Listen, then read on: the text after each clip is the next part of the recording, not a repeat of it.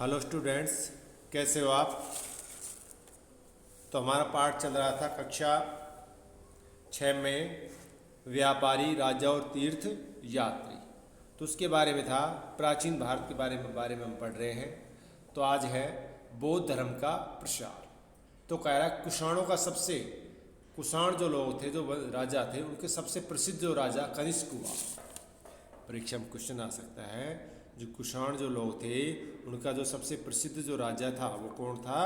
कनिष्क था। तो आप इसको अंडरलाइन कर सकते हो। अब कुषाणों का सबसे प्रसिद्ध राजा किसे कहा जाता है? कनिष्क को कहा जाता है। ठीक है। उसने करीब 1900 साल पहले शासन किया। उसने एक बौद्ध परिषद का गठन किया जिसमें एकत्र होकर विद्वान जो है महत्वपूर्ण विषयों पर विचार विमर्श करते हैं। उन्होंने एक ऐसी परिषद या बौद्ध परिषद कह सकते हैं, एक ऐसी मंत्रिमंडल आज की भाषा में कहीं ऐसे लोगों को इकट्ठा किया जिसमें वो एकत्रित होकर जो विद्वान व्यक्ति हैं ऐसी जगह का निर्माण किया। महत्वपूर्ण जो विषय थे उन पर विचार विमर्श कर सकते थे। बुद्ध की जीवनी, बुद्ध चरित्र के रचनाकार कवि अश्वघोष कनिष्क के दरबार में रहते थे। अश्वघोष और अन्य बुद्ध विद्वानों ने संस्कृत में लिखना शुरू कर दिया था। उस समय बौद्ध धर्म की नई धारा महायान का विकास हुआ। इसकी दो मुख्य विशेषताएं थी।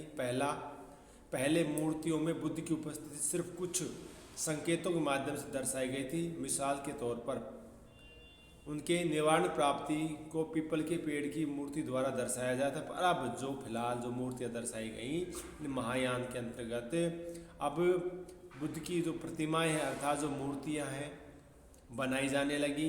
इनमें से अधिकांश मथुरा में तो कुछ तक्षशिला में बनाई गई। आगे कह रहा है, दूसरा परिवर्तन ये हुआ, बोधिसत्व में आस्था लेकर आया। बोधिसत्व कहते हैं जो ज्ञान प्राप्ति के बाद एकांत में वास करते हुए ध्यान साधना कर सकते थे, लेकिन ऐसा करने के बजाय वे लोगों को शिक्षा देने और मदद करने के लिए सांसारिक परिवेश में ही रहना ठीक समझने लगे। धीरे धीरे बोधिसत्व की पूजा काफ़ी लोकप्रिय हो गई। बोधिसत्व यानी सांसारिक जीवन में रहकर ही लोगों को शिक्षा देना, बेटा क्या कहलाता है? बोधिसत्व कहलाता है।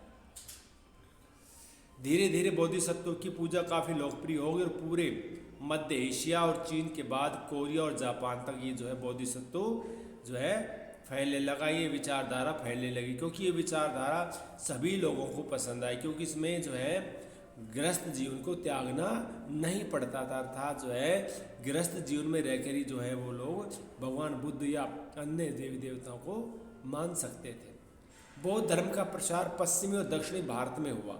ये कह रहा है जो बौद्ध धर्म का प्रसार मुख्यतः पश्चिमी भारत और दक्षिण भारत में ज़्यादा हुआ, जहाँ बौद्ध भिक्षुओं के रहने के लिए पहाड़ों में दर्जनों गुफाएं खोदी गई। इनमें से कुछ गुफाएं राजा और रानियों के आदेश पर बनाई गई, तो कुछ गुफाएं व्यापारियों किसानों द्वारा। इसमें से ज़्यादातर गुफाएं पश्चिमी घाट के जो दर्रे हैं, पहाड़ी के जो दर्रे हैं के पास बनाई गई। दक्कन के शहरों, तटों के समृद्ध बंदरगाहों और उन्हें जोड़ने वाली सड़कें भी इन्हीं दर्रों से होकर गुजरती थी। ऐसा लगता है कि यात्रा करने वाले व्यापारी इन गुफाओं वाले मठों में विश्राम करने के लिए रुकते थे। मठ यानी बेटा जो गुफाएं बनाई गई थी बौद्ध धर्म के लोगों को रहने के लिए, विश्राम करने के लिए, जो जहाँ जिन गुफाओं में बौद्ध धर्म रहते थे वो मठ हो गए प्रकार से। गुफाओं वाले मठों में विश्राम करने के लिए बनाई गई थी। बौद्ध धर्म दक्षिण पूर्व की ओर श्रीलंका, म्यांमार, थाईलैंड तथा इंडोनेशिया सहित दक्षिण पूर्वी एशिया के अन्य भागों में फैला। कह रहा है बौद्ध धर्म जो है भारत से श्रीलंका में अपना पड़ोसी देश, म्यांमार, थाईलैंड तथा इंडोनेशिया जैसे दक्षिण पूर्वी एशियाई के अन्य देशों में भी फैला।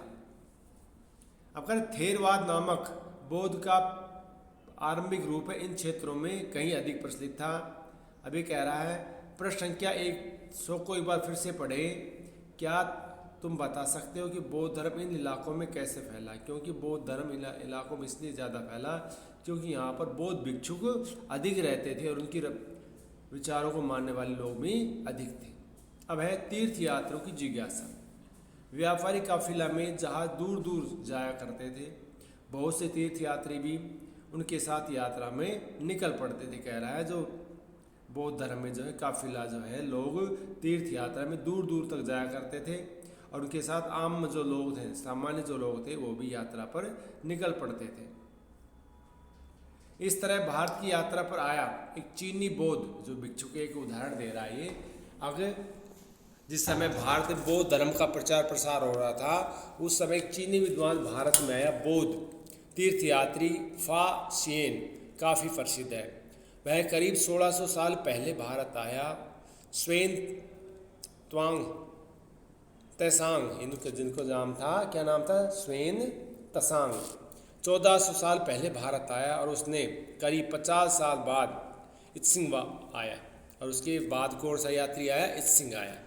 वे सबसे बुद्ध अध्याय 6 के जीवन में जुड़ी जगहों और प्रसिद्ध मठों को देखने के लिए भारत में आए थे। वे जो लोग हैं, दोनों जो यात्री हैं, स्वेन तुसांग और जो इत्सिंग, दोनों जो यात्री हैं, भगवान जो बुद्ध हैं उनके जीवन से जुड़ी सभी जगहें और प्रसिद्ध जो मठ हैं उनको देखने के लिए आए थे। इनमें से प्रत्येक तीर्थ यात्री ने अपने यात्रा वर्णन में लिखा। उन्होंने अपनी यात्रा के दौरान कई मुश्किलों के बारे में भी लिखा। इन यात्राओं में कई वर्ष लग जाया करते थे, क्योंकि बेटा पहले साधन नहीं थे यात्रा के इतने, तो पहले बहुत टाइम लग जाया करता था। जिन देशों और मठों को उन्होंने देखा, उनके बारे में भी उन्होंने लिखा। उन किताब के बारे में उन्होंने लिखा जिन्हें वे अपने साथ ले गए थे। स्वेन और तसांग भूमार्ग से, अर्थात भूमि मार्ग से उत्तर पश्चिमी और मध्य एशिया होकर चीन वापस लौटे। उसने सोने, चांदी और चंदन की लकड़ी की बनी बुद्ध की प्रतिमा और 600 से ज़्यादा पांडुलिपियाँ भारत से इकट्ठा की थी। वो कहाँ से आए थे बेटा, चीन से आए थे। इन्हें वह 20 घोड़ों पर लादकर अपने देश ले गया। इनमें से 50 पांडुलिपियाँ उस समय खो गई जब सिंधु नदी पार करते समय उसकी नाव पलट गई। क्योंकि पहले आजकल तो नाव में जहाज़ होते हैं, इंजन लगे रहते हैं, तो कुछ ही घंटों में हमने एक स्थान दूसरे स्थान पर जा सकते हैं। जबकि पहले जो है नावों से जो है लोग आया जाया करते, तो नावें जो हैं हाथों से चलानी पड़ती थी उनको, और बहुत अधिक उस समय लगता था। यानी कई महीने लग जाते, साल तक लग जाता था उल्टा वापस जाते समय। खाने पीने की जो व्यवस्था होती थी नाव में ही होती थी। उसने अपने जीवन का बाकी हिस्सा उसने बची हुई पांडुलिपियों का संस्कृत से चीनी अनुवाद करने में लगा दिए। कह रहा है स्वेन और तसांग ने जो है बाकी का जो जीवन है, जो पांडुलिपियाँ किस में लिखी गई थी, संस्कृत में लिखी गई थी, उसने अपने देश में जाकर उन पांडुलिपियों का संस्कृत से चीनी भाषा में जो उन्होंने अनुवाद किया। अभी कुछ उदाहरण दे रहा है। फांसियन जब चीन वापस लौटा तो उसने एक यात्रा वृत्तांत देखी उसने बीच में। फांसियन ने अपने चीन वापस लौटने के लिए अपनी यात्रा बंगाल से शुरू की। वह व्यापारियों के एक जहाज़ पर चढ़ा। मुश्किल से वे 2 दिन ही चल पाए थे कि एक समुद्री तूफान में उनका जो है जहाज़ है या नाव है वह फंस गई। व्यापारी अपने जहाज़ को डुबाने से बचाने के लिए उनमें से माल फेंककर जहाज़ को हल्का करने की कोशिश करने लगे। कह रहा है जहाज़ को डूबने से बचाने के लिए, क्योंकि जहाज़ भारी था, वो डूब रहा था, इसलिए उसको जहाज़ को हल्का करने के लिए जो व्यापारी है हल्का जो है जहाज़ से भारी सामान को नीचे की ओर फेंकने लगे, अर्थात समुद्र में फेंकने लगे। फांसियन ने भी अपने सामान को तो फेंक दिया, पर उसने अपने पांडुलिपि और बुद्ध की मूर्तियों को नहीं फेंका। ये कह रहा है फांसियन ने भी अपने बाकी सामान फेंक दिया, लेकिन जो अपने साथ वो पांडुलिपि और जो भगवान बुद्ध की जो मूर्तियाँ ले गया था उसने नहीं फेंका, जिसने उन्हें अपनी भारत यात्रा के दौरान इकट्ठा किया था। अंततः 13 दिनों के बाद आंधी रुकी। उसने समुद्र का वर्णन इस प्रकार किया है, जाकर जो है समुद्र का अपने घर जाकर या देश में जाकर वर्णन इस प्रकार किया है। समुद्र असीम है, अर्थात इसकी कोई सीमा नहीं है। सूर्य, चांद या तारों की गति देखे बिना यह पता लगाना असंभव है कि पूर्व किधर है और पश्चिम किधर है। ये कह रहा है सूर्य, चांद और तारों की गति देखे बिना हम समुद्र में पता नहीं लगा सकते हम किस ओर जाना है, पता नहीं है। हमें ये नहीं पता लग रहा बिना सूर्य तारे देखे कि पूर्व किधर है, पश्चिम किधर है, उत्तर किधर है, दक्षिण किधर है। अगर बरसात और अंधेरा हो तो जहाज़ को हवा का रुख ले जाने के अलावा कोई और चारा नहीं है। जावा पहुंचने में उसे 90 दिन से ज़्यादा लगे। वह 5 महीने के लिए रुका। इसके बाद दूसरे व्यापारी जहाज में चढ़कर वह चीन पहुंचा। अब कह रहा है फासीन और पांडुलिपि और मूर्तियों क्यों नहीं फेंकना चाहता था, क्योंकि उसने उसमें भगवान बुद्ध के बारे में, बौद्ध धर्म के बारे में बहुत सी जानकारियाँ उसमें इकट्ठा की थी और बहुत अधिक उसने मेहनत की थी इसको इकट्ठा करने के लिए। तो आज के लिए अपना वीडियो बेटा इतना ही। बाकी का जो अगला पार्ट हम कल पढ़ाएंगे। धन्यवाद।